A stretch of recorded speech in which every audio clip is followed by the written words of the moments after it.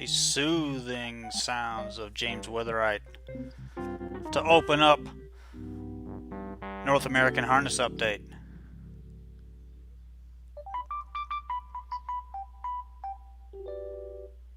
Nice. There it is, the call to post. We're at it. Thank you, Mr. Classy. Witherite. Hey, my pleasure, boys. Great to be here. Everybody in NAHU land, happy to be along for the ride. It's a Bring in some privilege. class. Bring in some class to the NAHU. It's about time we got some class on this show. Holy crap.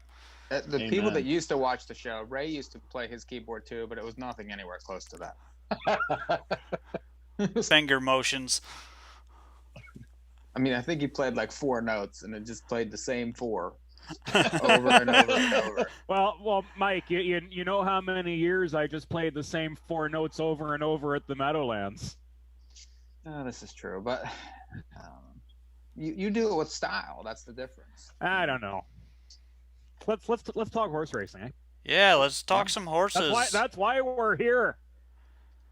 We are here to talk horses, and we're going to talk about a couple different tracks tonight, starting at Meadowlands and Mohawk. Woodbine at Mohawk. Woodbine right. Mohawk Park, I think, is the correct styling. Yeah, whatever. Doesn't matter. It's Mohawk to me. And James Witherite is going to call races for us. How about that? Bang bang. We got the upper let's see echelon. Let's see if I remember how to do this, guys. It's been a while, hasn't it? It's been a long time. But we'll get the number down from the rafters tonight and have a little fun and hopefully get some winners and some value out to the NAHU faithful.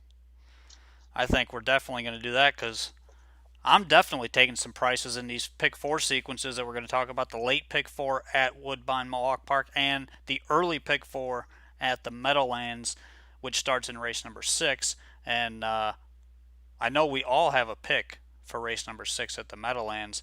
And before we start there, I got to introduce the other guy in the bottom left corner for me. It might be the bottom right corner for you. I think it's the bottom left for you. Ken Terpenning. What's going on? What up? What's going on? Well, you know, it's been a long few days, but we actually were next to each other last night at Scioto. I beat you. You gotta remind me. I don't want to talk about what happened. I just want to say this for everybody out there, the NAHU faithful land. I wish Mr. Allums the best of luck prior to the race, and he told me I wish I could say the same for you. So, and then he wanted to pay $57. Yes, and then he whipped my poor mare's ass after she cut the mile in 55 and 4, 123 and 4, and said, "Screw you guys, I'm going home." You know what? Queenie looked really good. She did. She was excellent. Yeah, and she looked awesome. Congrats. Thank you. Yep. You know Congrats, what? Rod, even though you're a sore winner. I am a sore winner, and I'm a very, very sore loser. And, so you didn't get the wrath of that. You're just sore. You need the vet to check you out, eh? Yeah. You know, it's funny. I sent Ken a video this morning, and I told him last night that, you know, I was joking around when I said, I wish I could say the same for you, but it was a play off of a Dave Chappelle skit where he was portraying Prince, and after he played Charlie Murphy in basketball, Charlie Murphy said, "Good game," and Prince replied, "I wish I could say the same for you." Oh yeah. So I remember that. That's where I got that from. Ken took it personally. Yeah, and then Rod texts me and says, "Hey, did you bet my horse?" And I said, "No, I'm at work. You didn't, you know." And he goes, "Oh," and I look and he pays 57. I'm like, "Oh my god." Listen, I asked him. I said, told, "Rod, did you bet your horse?" He said, "I sure did." You know what? I told whoever asked me on Sunday that she trained well, so it's your fault if you didn't bet. I wasn't allowed to. It would have been against the rules. It would have. Yeah. Ken was not allowed to bet. bet. Bet against your horse. Unfortunately.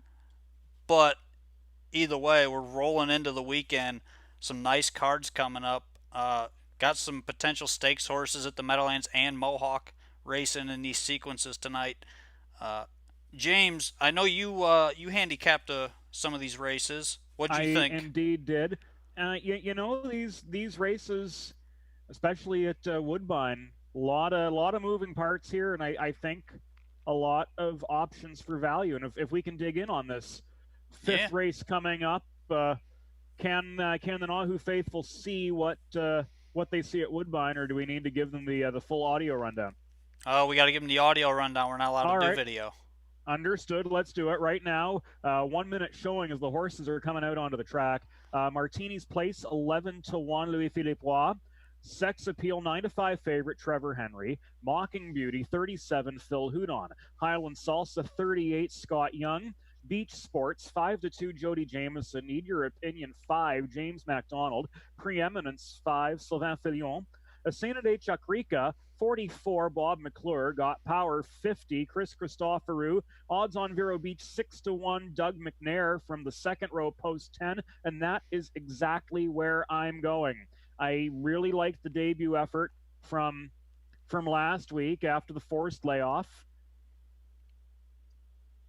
Well, actually, no, it wasn't a forced layoff for Odds on Vero Beach because she was gearing up to begin her career at Sunshine Meadows in Florida through March. Had a qualifier on May 15th, shipped north to Toronto, won her career debut by open length, scooted clear at the top of the stretch, coasted home in 27-2.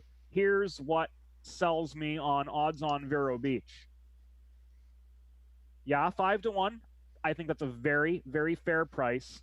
Dougie McNair opts on this horse over Beach Sports, who finished a very strongly closing second at this level last week, rallied off cover, closed in 26-4, picked away from a Greg McNair trainee to drive this one for Tony Alanya. You're getting 5-1 right now, which I think is a really, really fair price. Sex Appeal, 9-5 favorite right now. Does look to repeat at this level. I thought she was going to go off a little bit short, and the way the markets are right now, I think 2-1 is kind of short. Yeah, I agree. Right now, but I don't think you can counter out, especially with the post relief, especially with this being her second start back. I have Yeah. a couple things to add there. Sorry, Go Rod. right No, right ahead. Yeah. Go ahead, Mike. Well, the thing about the 10 is if I'm not sure if you saw the race, but she kind of benefited in that race from a couple things happening. A couple horses broke before the start. The favorite in the race really never got going until late. That horse actually came back to win the race 2 tonight. I'm not sure if you were watching earlier, but that was Smiling Darling. That horse came back out of that race to win. So this horse kind of had it all her own way up front, and she raced well. There's nothing wrong with that race. I just, now I think this is a little bit tougher bunch. Oh, absolutely. I don't disagree with that in the least. But here's the question that I have for you: is 5-1 representing 17% strike rate on Odds on Vero Beach more likelihood than 8-5 or 38% strike rate on Sex Appeal? Which one's going to get you the biggest ROI long term? That's the question I have for you. Are you willing to take the short price on Sex Appeal rather than Odds on Vero Beach, knowing what we do? Well, I mean, I do hear you that I do think that the price on the 10 is a little high, but that does scare me a little more too, especially off that win. I would think that this horse should be bet a little more, considering the connections and considering the easy win in the first start. Now, steps up into here and really, not getting as much action as I would expect into some of these horses. And now the price is starting to come down. I think you're going to end up with 3-1 there, and I would rather have 2.5-1 on the 2, just given the circumstances. Well, with me, I'm going to actually throw in a horse you guys haven't talked about here. Go ahead. One, Martini's Place. Louis Waugh from the rail. This horse draws better tonight from post 9 last week. Left, tucked, and then just really never had a shot. Got stuck inside and was just kind of behind the flow, and they came a fast back half in that race. I think you're going to see another aggressive drive-in from the inside. Louis Waugh is going to be looking for that 2-hole trip, possibly even going for the lead, which I could easily see this horse getting the lead. He's she's shown some early gate speed in the past. I do think this horse is going to be there and is a decent price. And she's got back class for days. Yeah, I didn't show a whole lot in those Ontario Sire Stakes events last year. However, much easier company, was even, like you said, Rod, in that race on June 5th behind Sex Appeal, in fact. And if indeed Louis can get this filly a little bit closer, 12-1, 8%, what's not to like? Let me sneak my pick in here, guys, since Go you ahead, guys Ken. all got Sorry. yours on the table. And James, you can help me since you're the linguistic expert here in our bunch. What is the name of the 8-horse? The best I could come up with, and I actually tried to Google this one. The best I've got is Asena de Chacrica. I couldn't really that's find. better than I would have done. I really couldn't find Great. anything on this one. We've got 40 seconds until post time, so if you don't mind, one last rundown of the odds before they take up their spots. Get it. Martini's place 13. Sex Appeal the favorite, dropping to 7-5. Mocking Beauty 69-1. Highland Salsa 39. Beach Sports 4. Need Your Opinion 9-2. Preeminence 7. Asena de Chacrica 47. Got Power 53. Odds on Vero Beach. My selection here currently 5-1. As the pacing fillies and mares move into line. Remember now at Woodbine Mohawk Park, number 10 does start from the back row. Last chance to get your wagers in if you're tuning in via North American Harness Update this evening. Get some of that 48-1 speed on Asena de Chacrica. You get McClure 48-1. Long shot Bob. You know it, eh? Coming in from Three Rivers. I want the 1. Give me the 1. Martini's place 16-1. Sex Appeal, the 6-5 favorite as they pick up speed behind the Woodbine Mohawk Park starting gate. So 6-5 on Sex Appeal, 4-1 odds on Vero Beach from the back row, and then 9-2 on both Beach Sports and Need Your Opinion.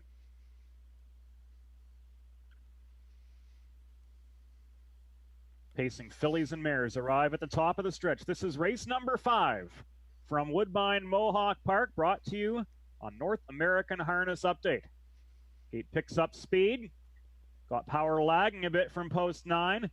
Now the arms swing back. Away they go. Beach Sports is put right into play from the center of the track. Martini's place. She's going to be close to the pace this evening. And Sex Appeal looks to split them, but Beach Sports gets the jump on her 9 foes, moving toward the clubhouse turn, and she clears by a length and a half. Sex Appeal is second. Martini's place is third. Asena de Chacrica at those long odds was able to float up into the top 4, and she'll land 4.5 lengths off the lead, followed by Mocking Beauty. Odds on Vero Beach with the second row start, landed in mid-division. She is 8 lengths off the lead, followed by Need Your Opinion, Highland Salsa. Preeminence is second last, and Got Powers at the tail of the field, 14 lengths behind the front-pacing Beach Sports after a 27-2 first quarter. Up the backstretch, it is Beach Sports leading a length and a half to Sex Appeal, who's got that cozy pocket ride. And Asena de Chacrica is taking her shot right now. Asena de Chacrica is up alongside and past Beach Sports at the half-mile pole. They hit races midpoint in 56-3. Martini's place while fourth starts to gap a little bit. Odds on Vero Beach is gearing up. She's uncovered as they enter the far turn, and now 6.5 lengths off the lead, passing Mocking Beauty. Need Your Opinion picks up live flow, so too does Preeminence. Third over, now fourth over as Sex Appeal pops out from third. So odds on Vero Beach has the coveted 1-1, and Asena de Chacrica looks vulnerable on the point as Sex Appeal takes her shot right now. So Beach Sports, who yielded at the half, has been locked in and joined wide, a joint third by odds on Vero Beach. 3/4, 125 flat. Off the corner, Sex Appeal is driven clear by 3. Asena de Chacrica had absolutely no response. Beach Sports found a wedge up the inside at the furlong pole. Need Your Opinion rallies into third off the cover of a 1-paced odds on Vero Beach. Beach Sports rallies again to take over from Sex Appeal. These two to the line, and it is Beach Sports narrowly up the inside from Sex Appeal. 4 lengths third. Need Your Opinion in 152-4. Jody gets it done at 2.5-1 up the inside, rode the pocket, and struck while the iron was hot. It was Beach Sports at 5-2, just holding off a second rally from Sex Appeal, the 8-5 favorite in the 5th from Woodbine. Looking at it again here, Beach Sports won by a diminishing, very short neck over Sex Appeal, who was second. It was then a good 4 lengths back to finishing third. Need Your Opinion over Preeminence, who was fourth. And then fifth went to Highland Salsa, just from odds on Vero Beach. Disappointing sixth. Mocking Beauty and Martini's place followed them in. And then the last one's home, where Got Power, who was never heard from at any point in the mile, and the badly tailing off Asena de Chacrica. Yeah, Yeah, and I'm she gonna looked pretty green there, kind of yeah. wiggling all I over mean, the racetrack. That's what I was going to say, Rod. She needed power steering terribly. Oh, Like he yeah. could not hold her off the car, and then absolutely could not hold her in a hole. Had no choice but to go, and basically just ran herself out, and then literally almost avoided a wreck there in down the lane. So, Yeah. Yeah. I mean, when Sex Appeal came at her at the 3/16th pole, she just had absolutely no response, and you saw how erratic she was. For those of you watching the race, just no response whatsoever. Bore out a bit after being passed, and that's how Jody was able to find the lane. But I watched Beach out for Sports equipment raced really changes. well there. Made 2 moves to win. Oh, I no thought question. raced big. That's Sex the Appeal typical had Jody no. drive, though. Yeah, Sex Appeal had get no pylons and come up the inside. excuse what for he does. Sex Appeal. I don't think had a Yeah, perfect. race good though. I mean, the horse raced well. Just Yeah, not good enough. That's all. And then the McNair horse from post 10 just had much too much work to do after landing just worse than mid division, and then that long first overgrind. Yeah, Sex Appeal pulled with 5/16 to go, but she just had too much work to do in the middle half up to that point, yeah. and it bit her in the you know where whenever the money was on the line. Let's go to Meadowlands, race 5. Meadowlands race 5. You know I haven't been back there. Is that right? Yeah. Let's Maybe look it's at what we've got though at the Meadowlands coming up here in the 5th. High 5 race. You a big high 5 guy or no? No, I'm not. I'm not either. Social distancing. We can't high five. Remember? physical distancing, boys. Mhm. Although there are some people I wouldn't You're mind all night, by the way, for the distancing comic socially relief. from.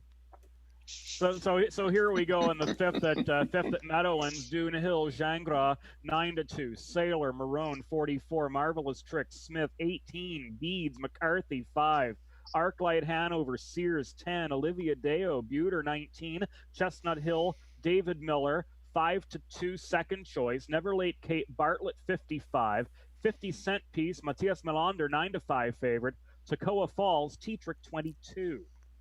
This 5th race at the Meadowlands. Non-winners of 2 on the trot. Also eligible. Who's got their audio on? Not me. Nobody. Who was it? So you, Rod. No. I don't even have Meadowlands on. It's not me. I know that. All right, fine. It's me. Damn it. Come on, Ken. I accidentally turned it on and it was on. No, I tell you what. I'm going to throw my pick out there so this way you can get off my ass. Do it. I'm going with the 4 Beads. Was in the Breeders' Crown last October. Obviously, they had super high hopes for this 3-year-old colt by Archangel. And Beads, a superb qualifier on June the 6th. No by doubt. 9 in 54-1 with Andy McCarthy. One thing I'll tell you about her, he raced at Woodbine last year, and those first couple starts was just a stone cold runaway on the front, could never be controlled. So I mean, that was if they fix that, I think that would be a huge difference. But that qualifier says maybe they couldn't really control him there either. I mean, it's just that's the way he wants to go. If he doesn't get the front, he runs. Trainer change from John Bax to Per Engblom. That's a pretty big trainer change. Mm-hmm. I don't think there's going to be a whole heck of a lot of competition on the front. And, I'm pleasantly surprised by the price on Beads right now, 7-2. Mm-hmm. My top call is the favorite Chestnut Hill, who was third in the Valley Victory, the Kindergarten Classic, and the Breeders' Crown. The question here, how much are they going to mix it up in the first 5 furlongs? You've got Dune Hill, who can show speed. Beads, wire job in the qualifier. Arclight Hanover can show speed. The X factor, the way I see it, is there going to be a live enough flow for Chestnut Hill to be able to vault. And that qualifier on May 20th, on May 30th, yeah, I know it looks flat, but in terms of in terms of class and in terms of the fact that this horse does have the highest caliber of stakes success as any in the field, I think you've got to take that qualifier with a grain of salt. However, I will say this much: the 2-1 on Chestnut Hill does kind of scare me away a little bit first out when the pace scenario is as unknown as it is. There are so many wild cards here. Does a horse like this look at it. Does a horse like this bother you because of you think maybe the intent might not exactly be here to win it? You know, like it's. I don't think it's that. I don't know if the race sets up for this horse correctly. And while I do have him rated really well, I just at 2-1, I don't know if this is a 2-1 horse because of is there going to be enough pressure on the front? Is there going to be a contested enough pace for long enough to enable this one to find a way into it? I don't know. And that's kind of the way I looked at the race too. You know, there's legit stakes horses in this race who really are just getting a start in before the stakes races start, which would Dune be Hill, probably one of them, who had a pretty good qualifier at Gateway. yeah. And the aforementioned Beads as well, who was just really, really sharp. And then you've got horses that are just kind of New Jersey Steyr Stakes horses, like the 6 Olivia Deo, who I was on last week at 30-1. She just raced okay, but she was in a pretty tough race, and they came home well in that race. She followed the winner the whole way. She should have been a little bit better, but I'll give her the excuse against some tough horses there that were all ready to go last week. Last week. And now you're getting some horses outside of Beads, who is really the only speed in this race. This horse might go, and if she does, I think she's got a chance to be able to best some of these at a decent price. Well, how about the money the nine's taking? I mean, that's very interesting. Well, it's Melander. I mean, all his horses always take money. I'm not surprised at that. However, again, first start since November.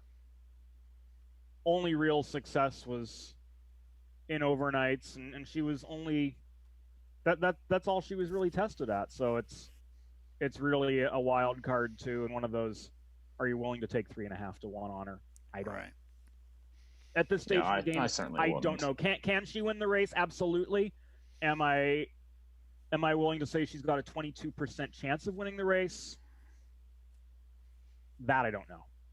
I'm kind of against the horse. You know, he put Matthias up to drive. Post 9, that just tells me right there that they're not planning on leaving with this horse tonight. They're going to duck, race home, and let things happen in front of them. And hopefully the race falls apart and they just pick the pieces up. But I think they got bigger fish to fry with this horse. Mm-hmm. Well, there's a few in here like that. That's the thing. So I would be more interested in a horse like the 6 because you're getting 30-1, and we know about the trouble. I think she's better than 30-1, especially if she does get Right. a closer flow, and she may be able to even get a little bit of a jump on Chestnut Hill. And she's already got a start under her belt this year, so that's another big factor that you have to look at. And 30-1 it's just plain and simple. It's too big of a price. Definitely one to consider in the exotics. I'll say that much. Yeah. Moving into line now for the 5th at the Meadowlands. This is the super high 5. Dune Hill, Gingras 9-2, Sailor Marone 42, Marvelous Trick Smith 33, Beads McCarthy favored 2-1 jointly. Arclight Hanover, Sears 9, Olivia Deo Buter 31, Chestnut Hill David Miller favored jointly 2-1. Never Late Kate Bartlett 83, 50-cent piece. Melander 9-2, Toccoa Falls with Tim Tetrick 22-1. From the outside, post 10. This is the 5th race from the Meadowlands. Hey, I get to call a race from the Meadowlands. How about that, guys? Hey, dreams do come true after all, don't they? Furlong out. It's high 5 time. Oh, Sailor broke right before the start, too. Sailor is off stride.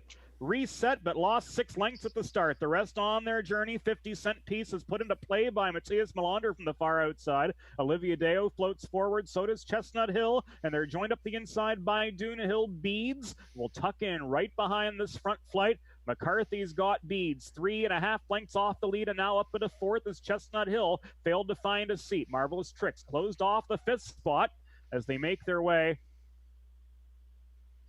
around the clubhouse turn. 28-2 for the opening quarter mile, and 50-cent piece had to work to get the lead, but 50-cent piece was able to clear Dune Hill. 1 3/4 to Olivia Deo in third, and now Gingras gives Dune Hill the green light. With 5/8 to go, Dune Hill's back in front, and Beads is given his cue as well. He marches up on the outside, so lots of movement here. Up the backstretch at the Meadowlands, Dune Hill tackled by Beads on the outside, now a half length away, and 50-cent piece drafts along closely from third. They've managed to get 3.5 length separation over Olivia Deo in fourth.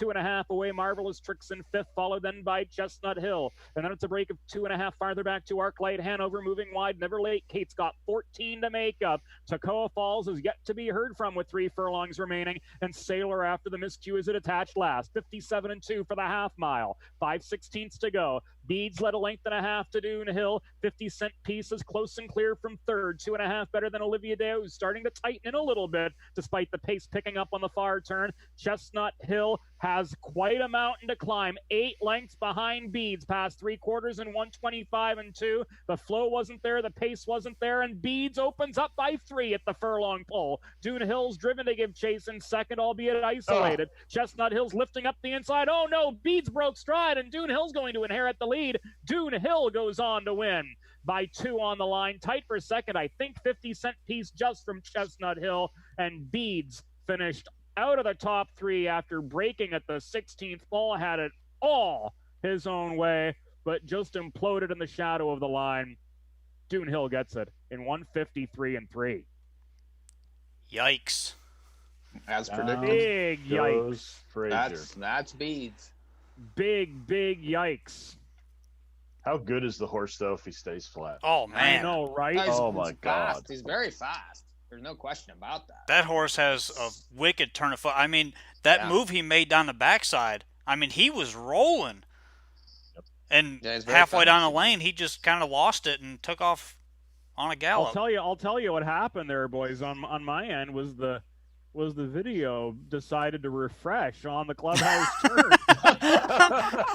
You got through it pretty good, though. Yeah.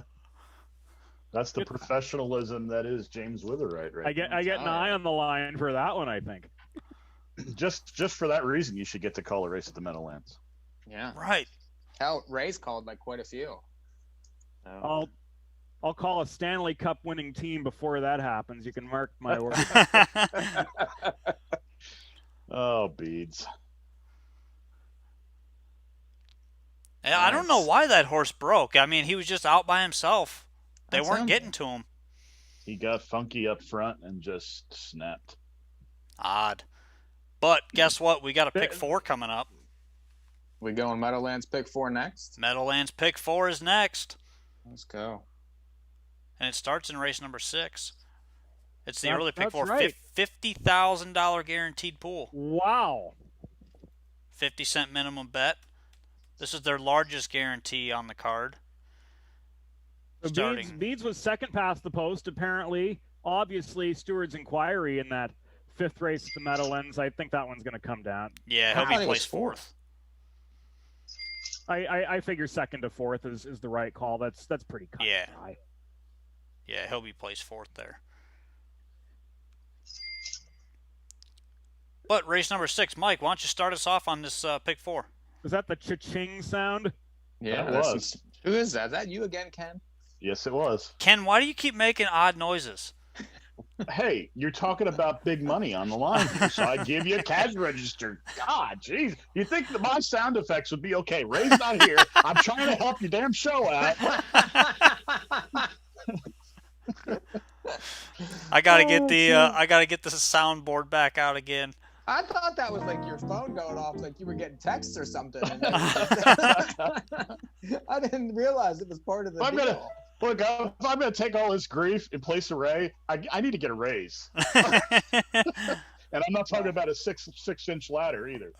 We'll give you 10 times what we get, and Right. will you be good with that? You get a 10 dollar. times nothing is nothing. Hey, that's what Rob Exactly. pays me to help out with my horses. So it works right in with my repertoire, as they say.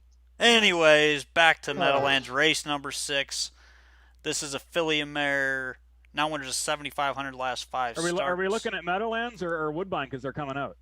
Meadowlands. We're going into the pick 4 here. You guys talk about the pick 4, and then when Woodbine's closing in on post time because they're coming out right now. Yep, just stop us. We'll jump ship there. Okay. This is non-winners of 7,500 fillies and mares on the pace, and a full field of 10 here. Mike, start us off. I thought it's a tough race. A lot of horses that haven't raced yet. I was looking towards the outside, starting with the 6, Charlotte Royal. This horse is coming in from New Zealand, decent qualifier, kicked 26-4. You get Dexter Dunn to drive. The horse has won 5 times in its life, and a lot of times these horses, come here and tend to excel on these tracks. I think this horse gets a perfect level, and Dunn driving really tells you all you need to know. So use that one. The 7, My Ruby Star, another one coming from down under, qualified okay. Kicked 28-1 there, and Stratton was on for the qualifier, is on here.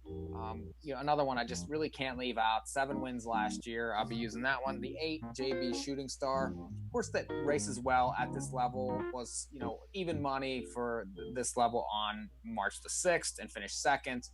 The qualifiers are a little iffy, but did kick 26 in that one against Warwick Butte, and Tall Drink Hanover. None of those sort of types in there. So this one I imagine will be shooting towards the front. And then the 10, Bronze Over, was racing okay at Yonkers, at numbers of 10,000. Qualifier was decent from the 8 hole, kicked 27-4. You get T-Trick here. I'm looking at the connections and think, any trip could equal a win. So 6, 7, 8, 10. I'm not nearly as deep as you are. I take a single here. The 7, My Ruby Star. This horse made 40,000 New Zealand last year. She's got a ton of talent. She's wicked fast. Was facing some tough company down in Australia, not New Zealand, sorry.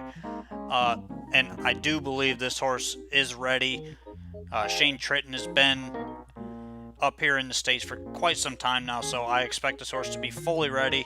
And that was actually a really, really good qualifier at Goshen, so watch for this horse to put in a big, big mile tonight. That's my single in the sequence, the 7, My Ruby Star. Ken? I am going to jump aboard the horse with the 150-3 mark this year, and that would be JB Shooting Star, coming off that qualifier, closing quarter in 26 seconds flat. Jim Marone Jr. back in the bike tonight, and I look for this one to be flying home late. You took one horse in there? That's it. I'm single in the 8. Nice. We're all pretty similar there, but leg number 2 is race number 7. Now winners of 7,500 on the trot.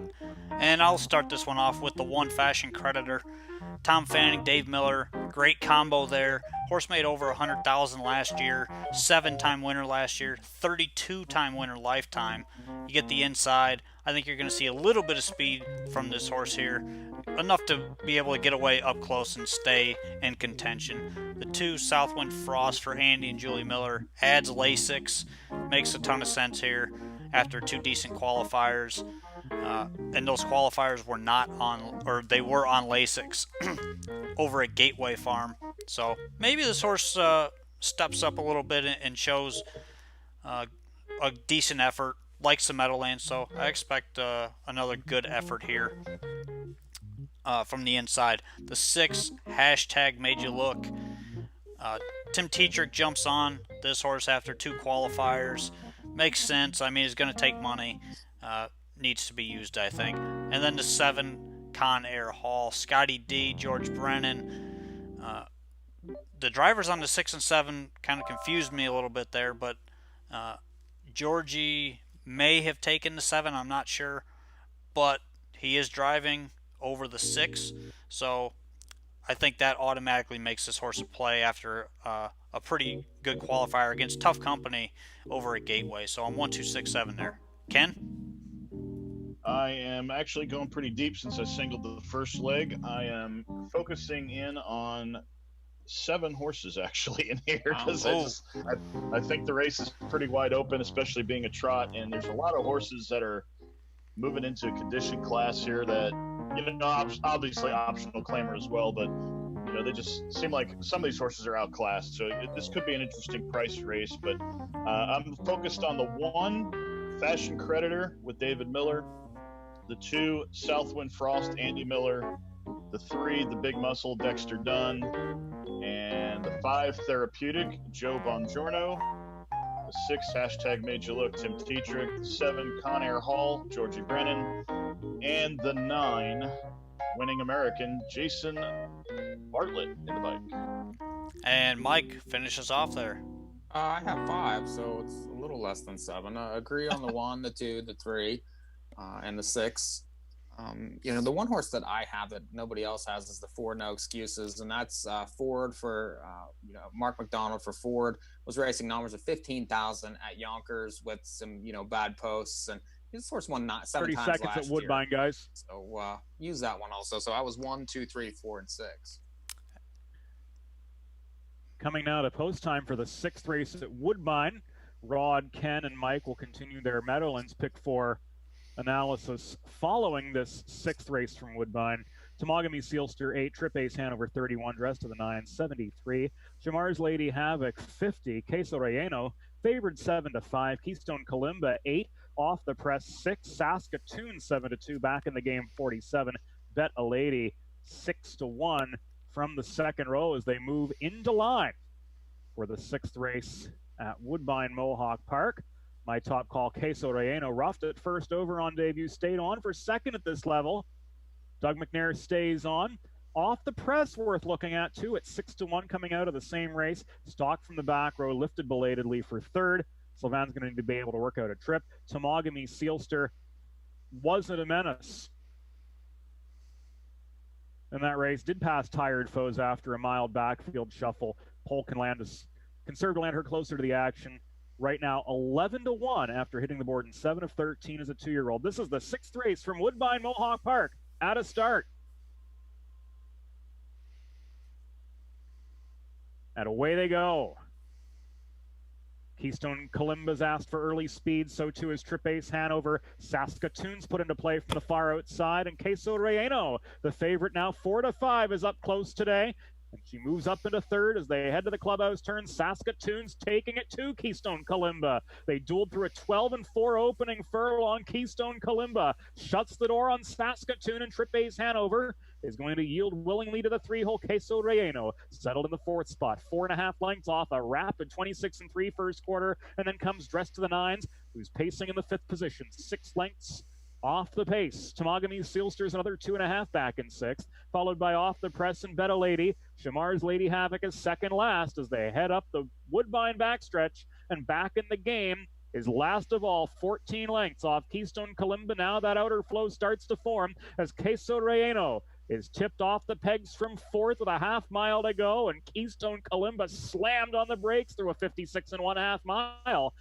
It was a 29-3 second quarter, but Keystone Kalimba's going to have to pick it up with 3/8 to go. Saskatoon's been locked in by Queso Relleno, who gets her red blinkers just in front for second. Dressed to the 9s and Louis Philippe Roy at 87-1, tracking live cover but gap slightly now, 3 from the lead. She's staying even though as they come to the quarter pole. Trip Ace Hanover's regressing, so Dressed to the 9s has room to duck to the inside. That leaves Temagami Sealster out uncovered, but she's improved to within 5 lengths of the leaders. 3/4 and 124 and 3/16 to go. Keystone Kalimba's called upon for her best. Queso Relleno's pouring it on, and now hooking 3 wide. Saskatoon was able to shake free. Off the Press improves now into 4th, still 5 lengths from the lead as they come to the final 16th. Keystone Kalimba lunging for the line. Saskatoon coming after her. Saskatoon, best of all. Saskatoon wins over Keystone Kalimba, and Queso Relleno came up short at odds on. Off the Press rallied belatedly for a minor share as well in 152-4. Full recap coming momentarily. It was Saskatoon and James MacDonald connecting for Carmen Occhiello to take the 6th at Woodbine Mohawk Park. Last jump, and she got there. She was loaded the whole way. Shook 3 wide. Yep, Saskatoon got there. Looked like Queso Relleno just second from Keystone Kalimba off the press, was fourth. 2 lengths away back in the game. Then Betta Lady, followed by Tamagami Sealster, who was just flat after losing cover. And then came Robert Shepard up the inside with Shamar's Lady Havoc over the fading Dress to the Nines and Trip Ace Hanover. Just looked awful with 3/8 to go and faded to finish detached last. Saskatoon would have been my top choice in there. Really?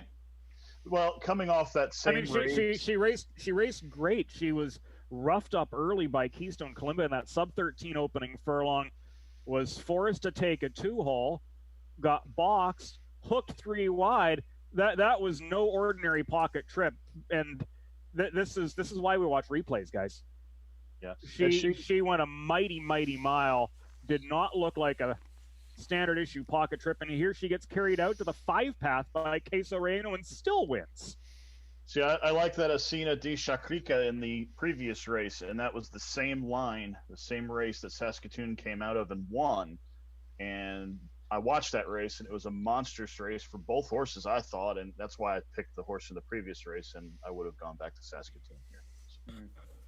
I don't know. I thought that she got a perfect trip in that race, and now at 7-1, and then McNair just went to the 5. So that what kind of turned me off. But she was much better than. I mean, the 5 had every chance to win. Just was not any good, really. Well, we got 2 legs left at the Meadowlands. We got to get that done real quick before they start the pick 4. Coming onto the track for the 6th right now. All right. You've got, I'd say, 5-6 minutes. So we're going to run through these last 2 legs real quick, and then we're going to talk about the late pick 4 at Mohawk quickly. And so this 3rd leg, I am 5 deep, 4, 5, 6, 8, 10. My top pick, and this is the Meadowlands, by the way, which is race 8 in this sequence. My top pick in this race is the 4 All-American, who comes off a big qualifier for Linda Toscano and Scotty Z. Makes sense here. Gingras obviously took the Burke horse like he's supposed to, but I do like All-American. I think it's a good spot for this horse. But very, very wide open race if you ask me. I'm 4, 5, 6, 8, 10. Mike, what do you got there? Just too deep, the 4 and 6. I agree on the 4. I think, that was a really nice qualifier. I like that 27-3 kick, and this horse raced okay back here in March and probably has some improving to do. Lely raced only 3 races last year, and 3 of this year so far. The 6, I think, is pretty obvious. I mean, this horse was climbing the ladder for Burke, ran into Obligado in February. Wasn't really beating that one, but was still favored over that one. I think this horse has turned the corner and is going to take a lot of beating in the race. That was 4-6. And Ken? I am actually with you on the 4, 5, 6, 8, and 10, but I threw the 1 on the ticket just for good measure. A little bit of price. Paul Fusco trainee, previously trained by Vincent Fusco, the late Vincent Fusco. Zlatan, actually being paddocked by our wonderful friend on Facebook, Stephanie Carlson, this evening. So a good combination there. Let's see if we can get some sentimental victory there for Zlatan from the rail at 15-1 morning line. And leg number 4 to close out the sequences, the Preferred Trot. Another full field here. I'm 5 deep again to close it out. 2, 4, 6, 7, and 9. This race could easily be a chalk race with the 7, but I spread out hoping that the same result happens as last week. Southwind Chrome won a big heat there. Just couldn't get there against an extremely tough Manchego. So, you got to keep that one in the books. You're not getting that price, but 2, 4, 6, 7, 9 for me to close it out. Ken, what do you got? I went 4 deep in here, and I'm taking some shots. 1, 2, 4, and 8. Homicide Hunter, JL Cruz, the veteran, and threw on tight lines for a little bit of value there with Jeff Gregory in the bike. Nice. And Mike? I'm a little chalky. I have the 6 and 7. Both were in the Manchego race last week. Both had outside posts. Both raced really well. And, with the benefit of that start, I don't really think that they're going to go 51 in this race. So I would expect those 2 to be real close. Both made a ton of money last year. And I like them 6-7. So my ticket goes like this: 7 with 1, 2, 6, 7 with 4, 5, 6, 8, 10 with 2, 4, 6, 7, 9. It's $50 for 50 cents. Mike, your ticket. 6, 7, 8, 10 with 1, 2, 3, 4, 6 with 4, 6 with 6, 7. It's $40. And Ken. My ticket is an 8 with 1, 2, 3, 5, 6, 7, 9 with 1, 4, 5, 6, 8, 10 with 1, 2, 4, 8, 84 buckaroos. All right, we got the Meadowlands done. Next is Mohawk. Mr. Witherite. Rod, let's let's go through this Meadowlands 6 and let James do his thing, and then we'll do Mohawk. Let's not split. Are you going to have enough time? Yeah, we'll be okay. Because Mohawk pick 4 doesn't start till the 8th. So that's They've got 11 tonight. Yeah. Okay, you're in excellent shape then. We were talking about this 6th race. You had touched on it. My Ruby Star really liked the qualifier at Goshen with Jordan Stratton. Shane Tritton had the privilege of getting to write about his migration to the States, along with his wife Lauren, who is a heck of a driver, actually. Yeah. It's worth noting. And they brought a dozen head with them from down under, right in the middle of COVID-19 ramping up. And it was a good read, by the way. Thank you very much. It was a lot of fun to put that one together, actually, and it's been fun to flex the writing muscles and get to tell some of the stories in the game about the people, about the horses, and if there's been for me a bright point during the last 3 months with hockey season shutting down abruptly, and now for me the return to the races being on Tuesday and the time between, it's really been enjoyable for me to get to tell the stories of the participants, how horses are training back after their stakes campaigns from last year, and it's that for me has been a lot of fun.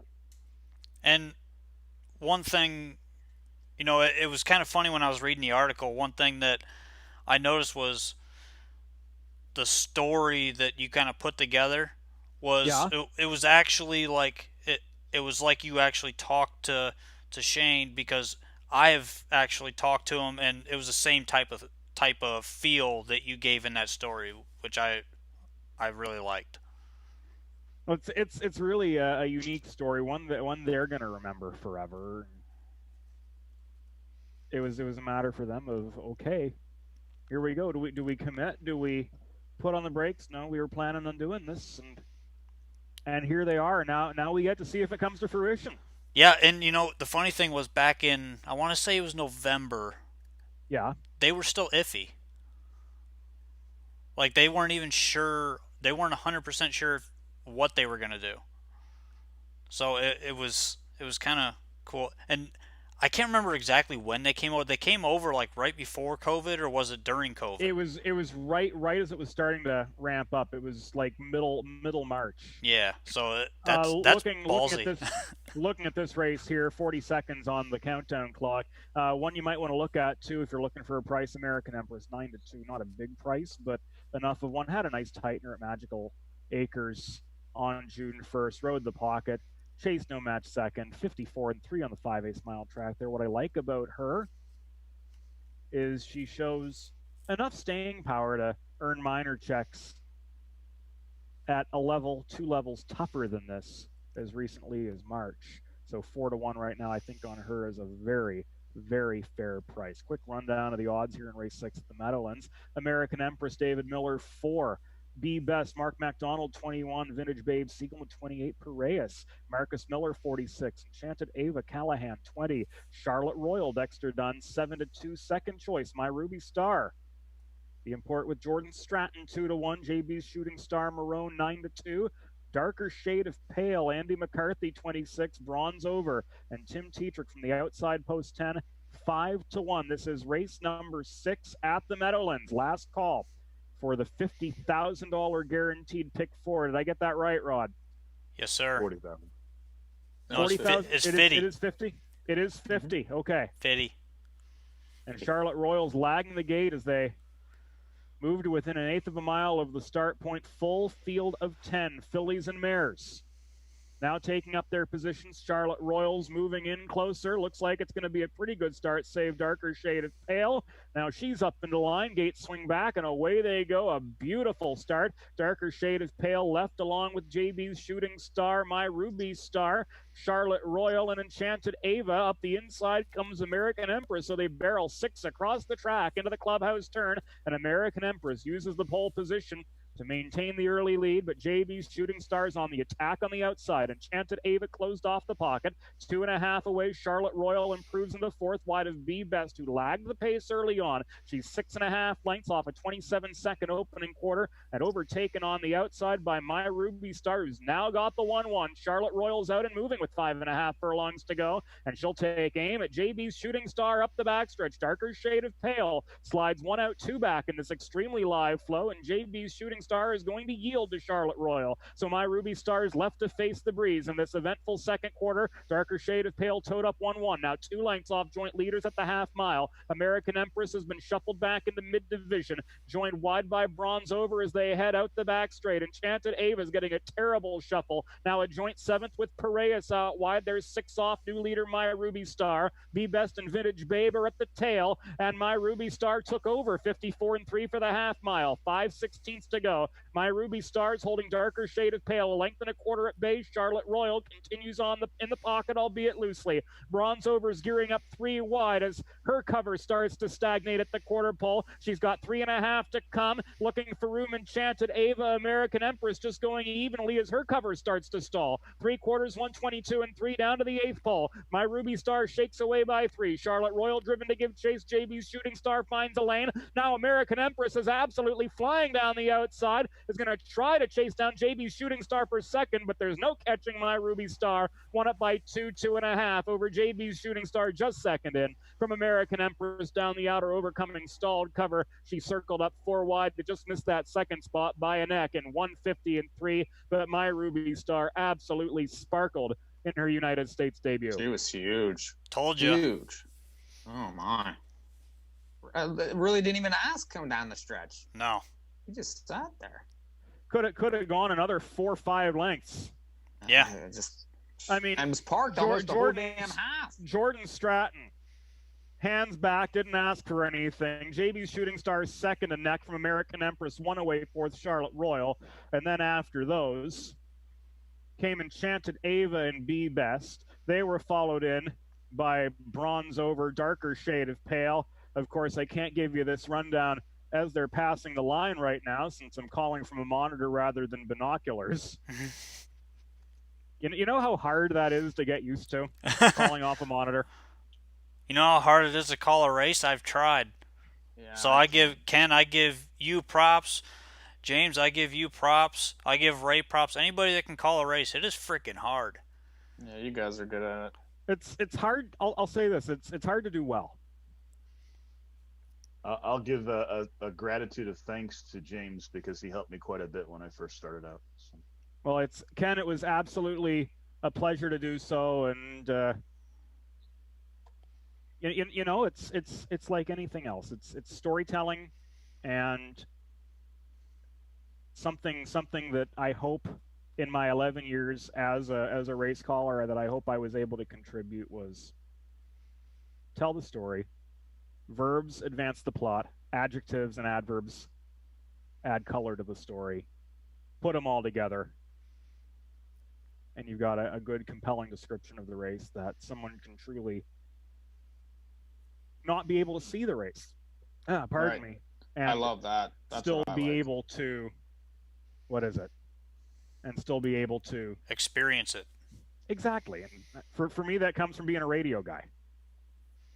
I just want to know who put the head number on the 7 horse as he's going back to the winner's circle. It's not on very well. Well, it wasn't me. Bad head. There's nothing worse. Hey, real quick in that race, I mean, I do give props. Rod, you singled that horse. That was a really nice pick. Absolutely. You know, so cash. I love that horse, and then American Empress. I touched on her earlier too, and and she came flying late to be a very good third. She gets Yeah, she was with a good. better trip. I mean, she missed second by that much. If she gets better cover, if her cover doesn't stop at the 3/16 pole, boom. Well, Jibby's shooting star got screwed too because Marone Jr. had to grab a huge hold on that horse when he let those two horses go by, and literally got shuffled pretty far back. I mean, Yeah. to the top of the stretch when you can find some clearance down the inside, and by then my Ruby Star was gone. But I don't think anybody was beating the winner though. There, I just No, my Ruby Star was just too good, and 680 gift. Yeah. yeah. Absolute gift. By the way, I believe that is Shane Tritton's first win In North America. So congrats to him, friend of the show. Absolutely great family. And Anthony, I will be back as the racing analyst and chart caller this year at Harrah's Philadelphia, and looking forward to being back starting on June 21st, I believe. So Chester starts back June 21st. the-players-guide.com as we move the daily tip sheet online. We should put a link to that on our website, maybe. Yes. Rod, we'll work on that. For sure. We'll make that happen. Yes, we will. Yes. But we've got what do we got? Just a couple minutes for race 7 at Mohawk. Mr. Witherite. I'll let you guys get to it. It was fun hanging out tonight and talking horses and shooting the breeze and. Absolutely. Yeah, great show. You're welcome back anytime. We'll have to do it again. We'll have to do it again sometime. Anytime you want to come on, you know my number. Give us a call to the post before you leave. Yeah.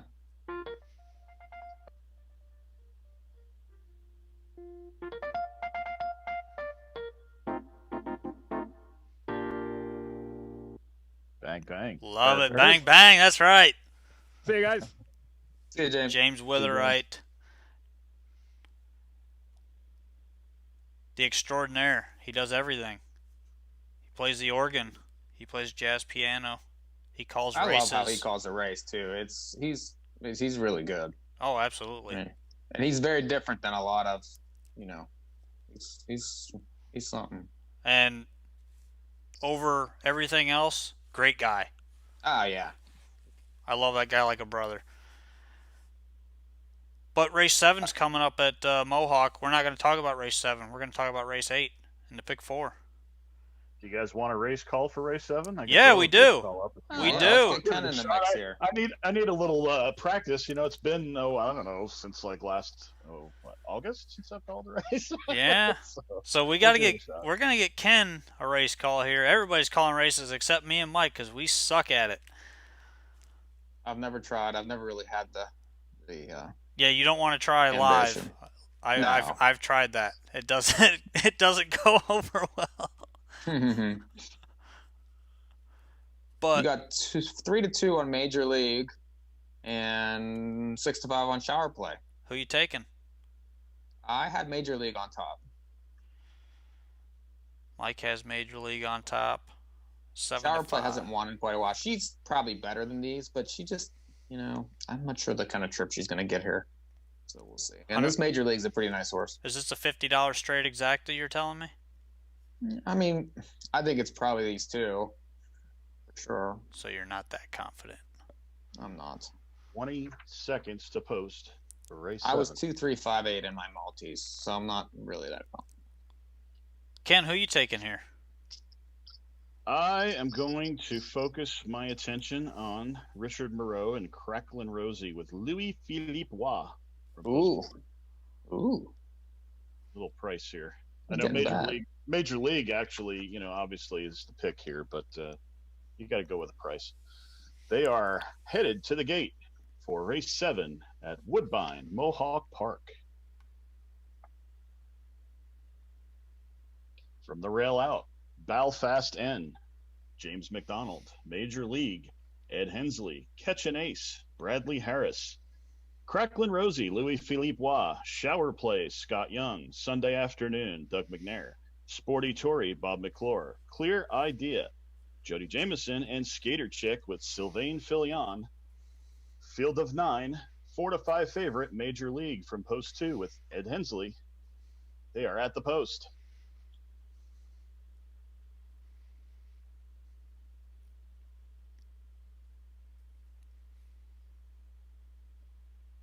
And they are off and pacing from the far outside. We have Clear Idea trying early. Down along the inside is the favorite, Major League, and splitting those two is Cracklin' Rosie. Major League grabs command, and taking the 2-hole trip now is Cracklin' Rosie. We come back to third, Catch an Ace. Then we come back to fourth is Clear Idea with Jody Jameson. Racing in fifth is Shower Play with Scott Young. Then we come back to sixth is Belfast.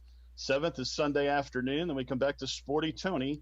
And Skater Chick trails the field. They got by the quarter-mile station in 26-3, and Major League is on the engine by 2. Back in second is Cracklin' Rosie. Back in third is Catch an Ace. In fourth, unchanged, is Clear Idea. And we come back to Shower Play, Belfast, Sunday Afternoon, Sporty Tory, and Skater Chick, can see them all. As they motor down the backstretch, they pass that half-mile station in a snappy 55-1, and Major League, the even money favorite, showing Calais, little bit on a line there as they go down and around that turn. And up on the outside, making a move now, is Shower Play. So Major League will be challenged by Shower Play. Back in third is Cracklin' Rosie. Then we come back to Catch an Ace, Belfast, Clear Idea. On the outside, Sunday Afternoon. Then we come back to Sporty Tory and Skater Chick. The 3/4 mile station is up in 123-1, and the heads are turned for home. Major League fighting on with Shower Play on the outside, and Shower Play looking to get the best of the favorite here. Shower Play on the outside. Major League fighting back along the inside. Major League hanging tough. Shower Play, one final surge at the wire. Oh, Major League hanging on. Shower Play back was second, 1:50-4 the time of that mile, and I believe I caught a fast charging Skater Chick for third. At 80-1. Did the 2 hold on? Yes. I believe Clearly. so, by Clearly. just a nostril. Yes, clearly. Well, Mike, I asked you if I know, $50 exacta. Did you play? Yeah, $50 exacta, 2.5. No, that's what Major League took it by a nose. Second was Shower Play. Third was the 9, Skater Chick, flying from the back of the pack. Fourth was Cracklin' Rosie. And then we come back to fifth was Clear Idea, Catch an Ace, Sunday Afternoon, Sporty Tory, and rounding out the field was Belfast. Well, the try was the play in the race. Actually, Skater Chick's, she's improving pretty quickly. She's okay. She didn't shake loose until the 16th pole. She was absolutely flying there. Yeah. And that was a fast mile, 1:50-4. All right, let's get to working on this pick 4 here. All right, let's do it. Pick 4, late pick 4 at Woodbine Mohawk Park. Starts in race number 8. They got 11 tonight. Unusual. Oh, by the way, before I forget about it, Meadowlands Race 7 are just coming onto the track. Starting next week, the Meadowlands will be racing 18 races each night. It's a lot. It's a ridiculous amount. So we're going to start at 6 o'clock. We're going to split up our analysis on the website because 18 races, 2 nights, that's just too much. But anyways, race number 8 at Woodbine Mohawk Park. We are getting to it. Late pick 4, 20-cent minimum. There's not a guarantee on it, but it's still going to reach 40 grand probably. They usually average about that. Yeah. This is a starter allowance race on the trot. Here you got a full field of 10, the 10 trails. Mike, start us off. This is your track. Okay, so in this first race, I kind of thought I liked AJ Destiny quite a bit, but I feel like if it's not him, then it's anybody. So I ended up, for pick 4 purposes, I did use all to start. I do like AJ Destiny in the race, though. Was doing, 1-2 in a row prior to the shutdown. Was claimed by Goddard, and Henry is now on. This horse has some speed. is better than a lot of these. I think that this horse is going to be out early and tough to catch. If he doesn't leave early, then it could be anything. And horses that I don't trust are Sombre, who was terrible last week off the bench. PL Molly usually needs a start and is not getting Lasix. Alpha Silster, I think, has some speed and could have a chance in the race. You got 12-1 morning line there. So, I could see the 1, the 2, after the 8, all for pick 4 purposes, but my top pick is the 8. I'm 5 deep here. I'm going 2, 6, 7, 8, 10. I kind of went on the same page. The 8, I wasn't keen on, but I can see the horse. The horse obviously is a player week in, week out, must use. But the 2 Alpha Sealster, I think the layoff did this horse some good. He had some issues before and loves the big track. I think he's going to be very sharp in this race coming off of that layoff. You're going to see a fast horse that's not going to break. Hopefully, he's going to be the price that I play here. So 2, 6, 7, 8, 10 for me. Ken? I am going with 1, 2, 6, 7, 8, and 10. Through the 1 on the ticket. That is Talbot Creek Susie for Patrick Shepard and Doug McNair. I don't know why. I just find this horse intriguing. Coming in from Pocono off the layoff.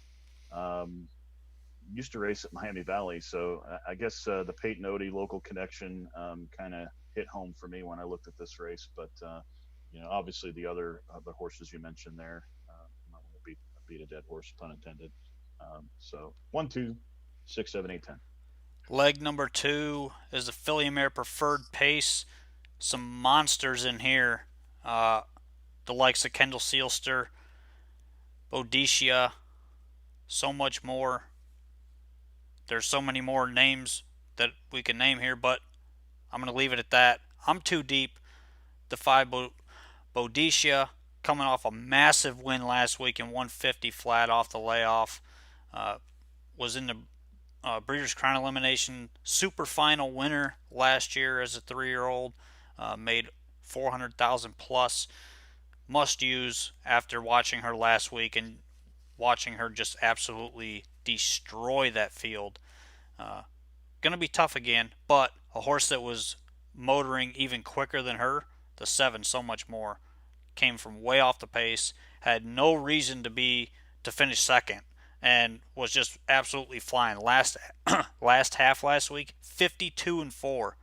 I mean, you can't ask for much more from a 4-year-old mare. This one makes a ton of sense. Going to pass 100,000 on the year already. So 5-7 for me. Mike? Agree on the 5-7. I mean, if you look back at the 7, this horse was racing against the boys in the preferred and winning in the wintertime there. And, she is extremely talented, has a massive kick. The 5 came back quite well and very speedy early. If she can control the race, she's a use. I'm going to use Kendall Sealster also, though. She's, made over $1 million. Came back very well last week. I wasn't quite sure how she would do. She got the front and went straight down the road and crushed, kicked 26-4. She's got just as much class as the rest of these girls here, and she has an inside draw. So she's probably going to be in the pocket here, and she shakes loose, she can beat him. So 2-5-7. Ken, how about you? Very similar. 2, 4, 5, 7, 8 for me, and I'm just keeping an eye on the Meadowlands here. They're pretty close to going to start here, so I'll keep you guys up to date on that. All right, my leg number 3. I'm short in this leg too. Filly Mare Numbers is 16,000 the last 5. I'm pretty chalky here. The 2 Sweet Lucy Lou is very obvious with Jody jumping on the drive this week. Kicked home 26-2 in the non-winners of 25,000 last week. Gets a class drop here. Should be right there at the wire. And then the 4 Swift Alley, second start back off the layoff. This is one she's really kind of turned a corner. Loves to win, making her second start of the year. Expect a big effort from her. So 2-4 for me. Ken, where are you at? I'm going with 2, 4, 7, and 9. And actually, I agree with you. I do like Sweet Lucy Lou, obviously the favorite, Jody Jamieson in the bike for Meg Crone, batting 408. on the year, so not too shabby of a training percentage there. Swift ally Doug McNair for Greg McNair. Horse has been first or second in basically 5 of his last 6, including his qualifier, her qualifier, excuse me. And then we're also going with So Long Darling, Rachel Andrew, Travis Cullen connections have been pretty hot. And Wind Sun Glory, Bill Budd. You can't ever leave Bill Budd off a ticket. Agreed. Mike, what do you got? Anything different? No, 2-4 for me. The 2 really had no chance last time from Impossible Spot. Kendall was gone before she kicked, and she went 26-2 from nowhere and made up a lot of lengths. And then Swift Ally, if you look who she raced against last week, Major League won tonight, Roll with Sparky won tonight. They went 50-4 in that race, and she was right there at the wire. Big chance, I think, 2-4. Yeah, no surprises there for any of us really. The final leg I thought was a little more wide open. This is a filly mare starter allowance, 12,000 or less on the pace. Mike, finish your ticket. 3 deep. The 3 Lively Rocket has won 7 out of 8 this year so far. Was racing at Fraser, won 9 races last year. You get McClure, an inside post for 25% barn, a must use. The 6 Hammer and Haley was racing well at this level, back in February and March, showing speed. Now gets Lasix after a Georgian Downs race on, just 5 days ago. So that one's a use. And then ER Ronda won that race. And, she loves it here, but tends to drift to the outside fence. 13 wins last year. McNair driving, using again, 367. Mike, or Ken, who do you got to finish? We are finishing out with just 2. We're going with 7 and 8. Pretty chalky end to my pick 4 sequence. ER Ronda, Doug McNair for Patrick Shepard coming back from Georgian Downs. Nice debut there, winning in 57-4. And then Miss Rockadally coming in off the claim, stepping into the Jared Bako barn. He's also batting nice percentage at 344. So be an interesting angle there for start off the claim from Richard Moreau to Jared Bako. I didn't use either one of them. I'm 5 deep though. The Wow. one, I never know how to say a horse's name, so I'm not gonna. The 3 Lively Rocket loves to win. The 5 Jan's Legacy should be firing and could end up in the pocket here. The 6 Hammering Haley adds Lasix tonight. Aussie Yellow Barn has been red hot. And the 9 Largen Legacy. Big horse, I think, is going to like the big track. And adding Lasix. So that's my ticket.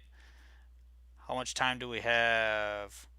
A little bit of time here. So to recap my ticket at Mohawk, I am 267 810 with 57 with 24 with 13569. It's $20 for 20 cents. Ken, your ticket. 1, 2, 6, 7, 8, 10 with 2, 4, 5, 7, 8 with 2, 4, 7, 9 with 7, 8. And my ticket is $48. And Mike. I'm all with 257, with 24, with 367s, 36 for 20 cents. Race number 7 at the Meadowlands is coming up. Ken, you going to call it? I'm having some printer trouble, so I'm going to go off my screen here. So you're going to have to listen to this terrible race call because I have no program. That's all right. When Ken's done, go to NAHUPicks.com. We're going off the air. Thanks again. NAHUPicks.com, all the analysis you could ever want. Thanks to James, too. Thank you, James Witherite. Thanks to everybody playing the contest. We'll post those results shortly. Race 7, Meadowlands. Bang, bang. Field is in the hands of the starter, and they approach the start. And they're off. And on the outside, Winning American tries for the lead. Inside of that one is Con Air Hall. Hashtag Made You Look. These 3 will vie for early command as they motor around the turn and head towards the backstretch. And hashtag Made You Look takes over. Down along the inside is Fashion Creditor.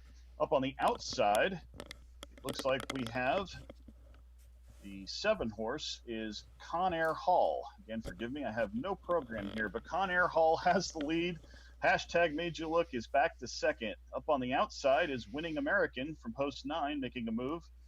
And they got to the quarter time in 27-3. And Conair Hall has them by a half a length to Winning American, who is 22-1 on the outside with Jason Bartlett. Back in third is hashtag Made You Look. Back in fourth is the rail Fashion Creditor. As they approach the half-mile station in Conair Hall, Georgie Brennan shows the way, and they got to the half in 55-3, second quarter in 28 seconds. And Conair Hall has them now by 3 parts of a length, looking to put away Winning American, who's starting to fade on the outside. Back along the inside is hashtag Made You Look. Say that 5 times fast. Back and forth is Fashion Creditor, 3 wide on the outside.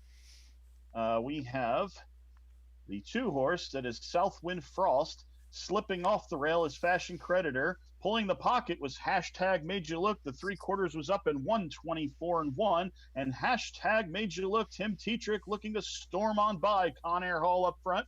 And hashtag Made You Look takes over. Back in second is Conair Hall. Moving into second now on the outside is Fashion Creditor. And moving up is the Big Muscle. As they motor on down the lane and approach the finish, and hashtag Made You Look, Tim Tetrick under wraps, hashtag Made You Look, got him by 2. Fashion Creditor was second. The Big Muscle, Dexter Dunn up for third. Time of that mile, 1:52-3. Hashtag Made You Look, Richard Johnson.